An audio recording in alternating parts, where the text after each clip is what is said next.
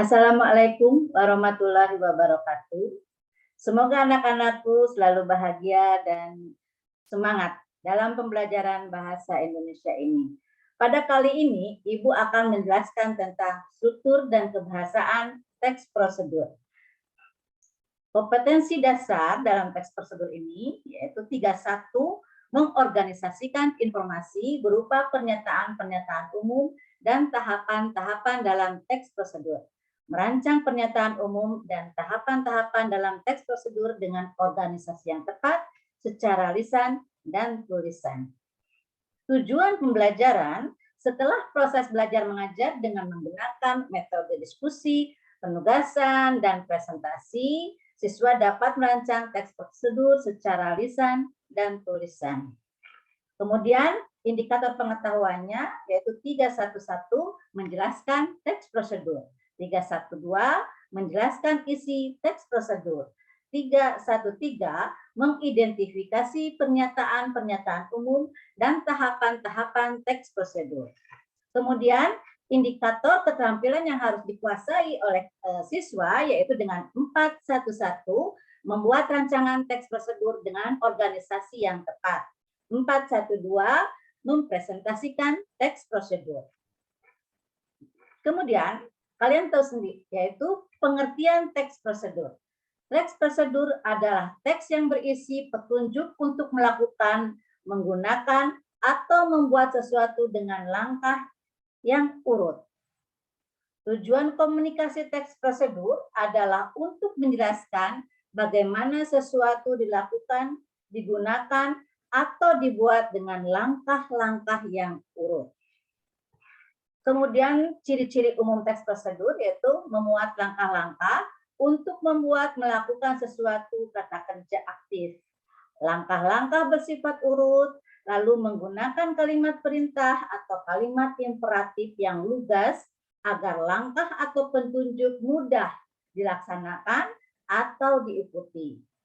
Kemudian untuk prosedur membuat sesuatu dilengkapi dengan bahan dan alat. Nah, kemudian lagi teks prosedur dapat dilengkapi dengan pengantar yang berisi informasi umum tentang sesuatu yang dibuat atau dilakukan dan penutup berupa simpulan atau rekomendasi. Struktur teks prosedur yaitu ada pernyataan umum pertama, kemudian langkah-langkah, yang ketiga tentunya ada penegasan ulang. Nah, contohnya misalnya pertama ada judul. Di dalam struktur isi dan teks prosedur tentunya ada judul.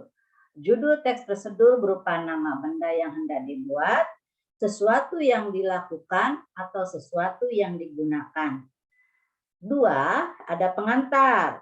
Pengantar teks prosedur berupa pernyataan yang memberikan informasi umum tentang hal yang hendak dibuat, sesuatu yang dilakukan, atau sesuatu yang digunakan.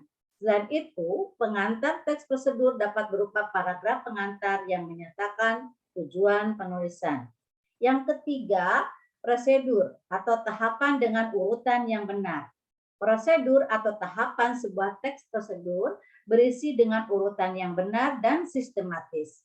Tahapan sebuah teks prosedur dapat ditunjukkan dengan penomoran kata yang menunjukkan urutan, kata yang menunjukkan urutan waktu, dan kata yang menunjukkan urutan perintah. Kemudian yang keempat, alat dan bahan. Alat dan bahan dalam teks prosedur dapat berupa daftar atau rincian alat atau bahan yang digunakan. Dapat persyaratan yang harus dibawa, atau pada teks prosedur tertentu, misalnya prosedur melakukan sesuatu tidak memerlukan alat dan bahan. Jadi untuk melakukan prosedur sesuatu, melakukan prosedur sesuatu tidak memerlukan alat dan bahan. Yang terakhir adalah penutup. Penutup dalam sebuah teks prosedur dapat berupa simpulan, rekomendasi, apresiasi, atau imbauan. Nah, fungsi teks prosedur itu sendiri yaitu untuk menunjukkan hal yang benar bagi pembaca dan tidak membahayakan bagi orang lain. Nah, di sini kalian bisa lihat ada contoh teks prosedur yang berjudul apa yang harus Anda lakukan jika terkena tilang. Nanti kalian akan membaca kemudian baca dengan seksama. Selanjutnya jawab pertanyaan-pertanyaan yang Ibu sampaikan dengan benar.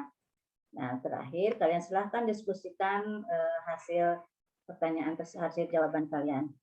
Selamat bekerja dengan sungguh-sungguh bersemangat. Wassalamualaikum warahmatullahi wabarakatuh.